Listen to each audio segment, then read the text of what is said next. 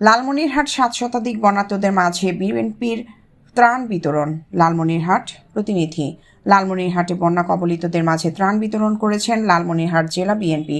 রবিবার জেলা সদরের খুনিয়াগাছ ও রাজপুর ইউনিয়নের 7 শতাধিক বন্যার্ত মানুষের মাঝে চাল, ডাল, তেল, লবণসহ নিত্য প্রয়োজনীয় খাদ্য সামগ্রী ত্রাণ হিসেবে বিতরণ করা হয়েছে।